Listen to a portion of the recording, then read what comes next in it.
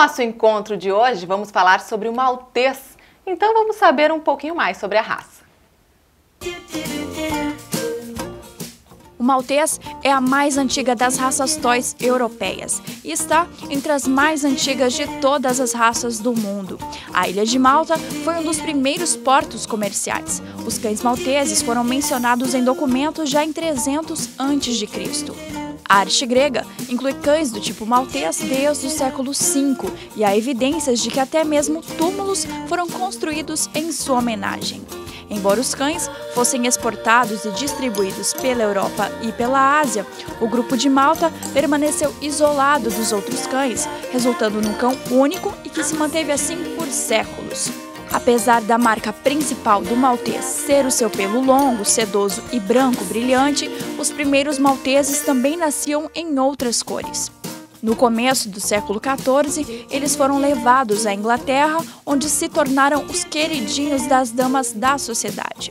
Escritores do século seguinte sempre comentavam sobre seu tamanho pequeno.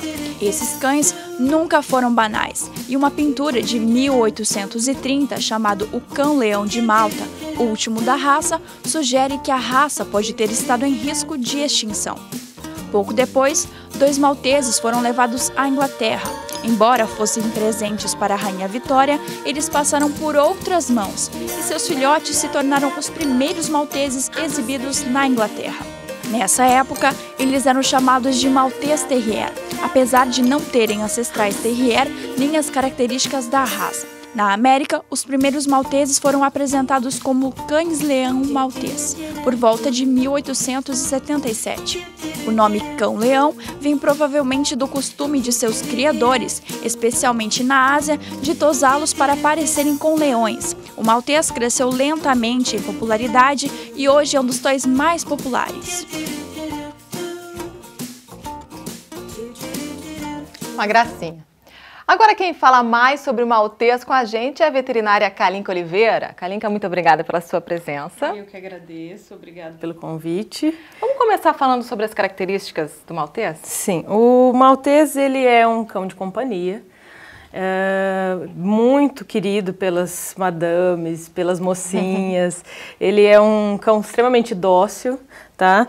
Só que ele é um cão muito dependente, ele precisa de muita atenção, ele não fica sozinho, ele procura o dono o tempo todo, então é para aquela pessoa que realmente tem tempo e disposição para dar atenção para ele. É importante, não dá para deixar ele trancado num apartamento e sair. Não, existem outras raças que toleram melhor esse tipo de situação. E que cuidados que o Maltês necessita? Ele precisa de escovação diária. Tá? Para manter, claro, existem tosas que vão facilitar o cuidado, mas se já tem um maltês, o que a gente espera é que deixe a pelagem longa para apreciar a beleza, claro. Tá? E aí esse pelo precisa ser escovado muito bem, porque senão forma nó muito fácil e depois na tosa precisa remover esses nós, porque às vezes não é possível desfazer. Ele precisa tomar banho ou em pet shop ou em casa, um dos dois, uma vez por semana. Uma vez por semana? O ideal não é que o cão tome banho semanal, tá? Para a pele dele, ele não tem essa necessidade. Mas para o cuidado dos pelos do maltês, é melhor que se faça isso uma vez por semana. Ou a pessoa tem que aprender determinados cuidados em casa ou levar ao pet shop, então precisa de cuidados. Outro detalhe que eles têm, muito comum, é essa mancha da lágrima. Não sei se vai dar para ver. Vamos ver se a aqui. gente mostra aqui para essa câmera. Desse aqui, ó, desse lado tá. É a mancha da lágrima. Isso, que é chamado de mancha da lágrima. Mostra aqui, essa é a princesa. A princesa. Nossa modelo. Ela está colaborando. A mancha da lágrima é o extravasamento da lágrima do olho, tá? Pro pelo. Isso acontece em todos os cães, tem um certo extravasamento de lágrima. Só que como o pelinho deles é muito branco, dependendo da acidez da lágrima, pode manchar o pelo. Isso também acontece no poodle, em algumas raças.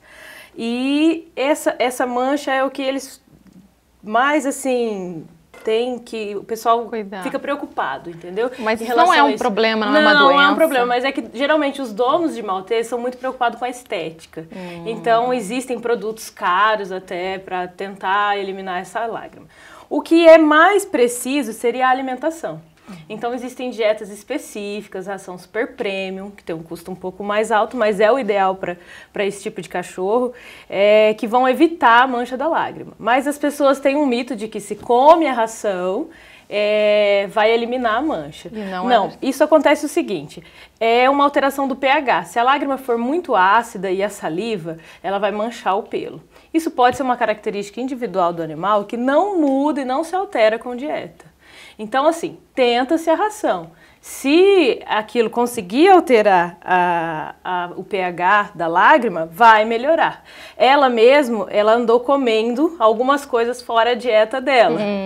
Porque quando ela está comendo estritamente a raçãozinha, melhora muito essa manchinha que ela tem. Então, pode funcionar ou não, não é uma garantia. Tá? Tanto que não vem no rótulo da ração, evita mancha de lágrima. Tá? É um cachorro caro, né? Tem diversos, já percebi.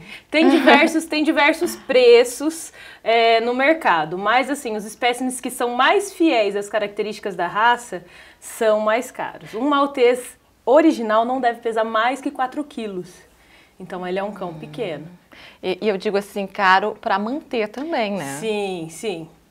A maioria dos cães de pelo longo, eles exigem essa manutenção. E no nosso clima não é muito adequado. Mas o pelo, ele também é uma manutenção para o animal, até uma proteção do calor. Ele não é só um isolante no frio, tá? Só que é um cachorro que a pessoa tem que estar disposta a despender. É um animal sensível também em relação à saúde. Ele é um animal muito ativo, embora essa aqui esteja quietinha, não é o típico dela. Se ela tivesse solta, ela ia estar o tempo todo se movimentando. Então ela é extremamente ativa, mas é um animal muito apegado com o dono, igual eu falei. Então essa pessoa, ela tem que ter disponibilidade ou de ficar em casa, ou de carregar o cachorro consigo. Aquela pessoa que trabalha o dia inteiro e só vai ficar à noite, já é um cachorro que vai sofrer com isso, né? Para isso nós temos aí muitos para adoção que vão suprir a necessidade. Então muita gente compra um maltês e depois o animal às vezes tem problemas de ansiedade, de comportamento, porque não supre exatamente o que o animal precisa. E ele é suscetível a algum tipo de doença, assim, já que essa lágrima não é uma doença? Então, tem alguma doença que ele é mais suscetível? Alguns podem ter um probleminha no fígado. Um defeito na circulação hepática. E nós observamos, os clínicos, uma maior suscetibilidade a problemas hepáticos, mas não é muito descrito na literatura.